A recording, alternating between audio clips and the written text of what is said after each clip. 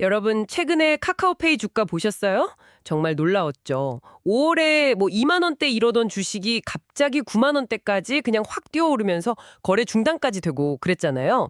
근데 그 배경에 이 원화 기반 스테이블 코인 도입 가능성이 있다, 이런 얘기가 돌더라고요. 그래서 오늘은 이 스테이블 코인이라는 게 대체 뭐고, 정부는 또 왜 이렇게 관심을 갖는 건지, 그리고 이게 우리 청취자 여러분께는 어떤 의미가 있을지, 그 김동완 원더프레임 대표 유튜브 설명 참고해서요, 핵심만 좀 짚어보겠습니다. 자, 바로 시작해볼까요? 우선 스테이블 코인. 이름 참 쉽죠? 말 그대로 가치가 안정적인 디지털 자산이에요. 보통 1코인이 특정 법정 화폐, 뭐 예를 들면 1달러 가치, 이걸 그대로 따라가도록 설계됐어요. 그러니까 막 비트코인처럼 가격이 하루에도 몇 번씩 오르내리는 그런 투자 자산이랑은 성격이 완전히 다른 거죠. 그냥 디지털 달러, 아니면 뭐 디지털 원화다, 이렇게 생각하시면 좀 편하실 거예요. 네, 맞습니다. 그 핵심은 결국 어떻게 그 가치를 안정적으로 딱 붙들어 매느냐인데 그게 바로 담보에 있는 거죠. 제대로 된 스테이블 코인이라면요. 발행한 코인 총액만큼 진짜 현금이나 아니면 뭐 단기 국채 같은 아주 안전한 자산 있잖아요. 이걸 은행 같은 데다가 딱 맡겨두고 이걸로 가치를 보증하는 겁니다. 예전에 왜 그 테라루나 사태 기억하시죠? 크게 문제됐던 거. 그거는 이런 실물 담보가 없이 그냥 알고리즘만 믿고 갔던 거라 위험했던 거고요. 지금 얘기되는 스테이블 코인은 철저하게 이 담보 기반 모델이라고 보시면 됩니다. 아, 그렇군요. 담보, 그게 핵심이네요. 근데 미국 정부가 이 달러 스테이블 코인에 왜 이렇게 적극적일까 보니까 이게 참 재밌더라고요. 그냥 뭐 기술 혁신이다 이런 차원이 아니라 스테이블 코인 발행하려면 담보로 미국 국채를 사야 되는 거잖아요. 네네, 그렇죠. 그러니까 발행량이 늘면 늘수록 미국 국채 수요가 막 늘어나니까 미국 정부는 돈 빌리기가 훨씬 좋아지는 거죠. 맞습니다. 그리고 거기서 더 나아가면요.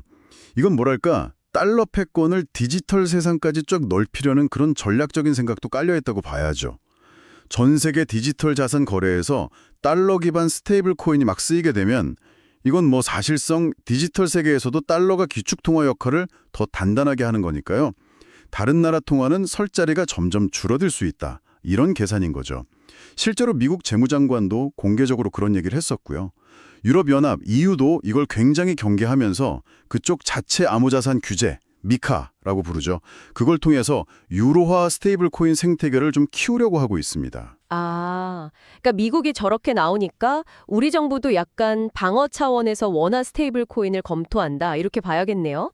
달러 스테이블 코인이 우리나라 금융 시스템 막 파고드는 걸 좀 막고 우리 원화의 어떤 통화 주권, 이걸 지키려는 목적이 크겠군요. 그리고 또 뭐 불투명한 자금이 해외로 빠져나가는 걸 막으려는 그런 의도도 좀 있어 보이고요. 네, 그런 측면이 분명히 강합니다. 근데 여기서 또 다른 고민거리가 생기는 거죠.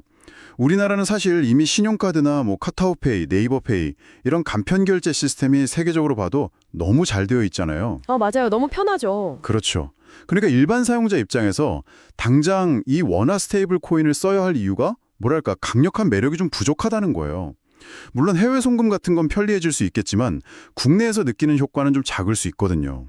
그러니까 달러 스테이블 코인이 밀고 들어오는 건 막아야겠는데 정작 우리나라 안에서는 이 원화 스테이블 코인을 누가 쓰게 만들 거냐, 이 수요 창출 문제가 이중으로 딱 놓여 있는 셈입니다. 그 지점에서 다시 카카오페이 얘기가 나오는데요. 주가가 막 급등한 건 분명 기대감이 크다는 거지만 이게 현실적인 수익 모델로 연결될지는 좀 더 봐야 할 것 같아요. 지금 카카오페이 수익의 상당 부분이 이용자들이 미리 충전해 놓은 선불금 있잖아요. 그걸 굴려서 얻는 이자 수익이 꽤 크거든요. 네, 그렇죠. 운용 수익이죠. 근데 만약에 미국처럼 스테이블 코인 발행할 때 그 담보 자산을 다른 데 재투자하는 걸 엄격하게 금지한다, 이런 규제가 생기면 이 수익 모델은 그냥 없어지는 거잖아요. 그러면 발행사 입장에서 수익성이 생각보다 별로 안 좋을 수도 있다는 거죠. 그렇죠.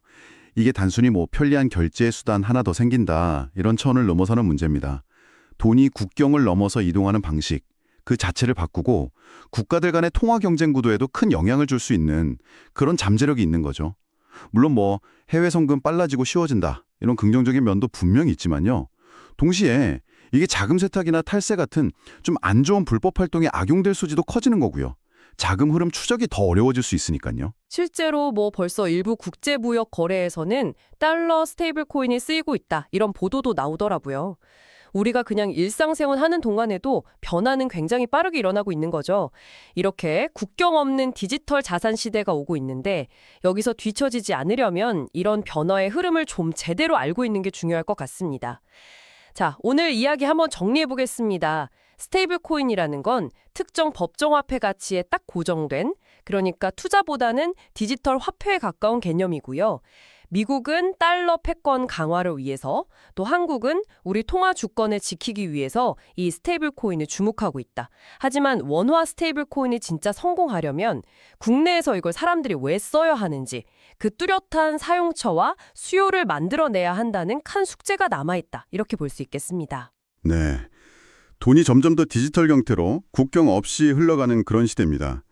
이런 큰 흐름 속에서 과연 국가 통화라는 건 앞으로 어떤 의미를 가지게 될까요?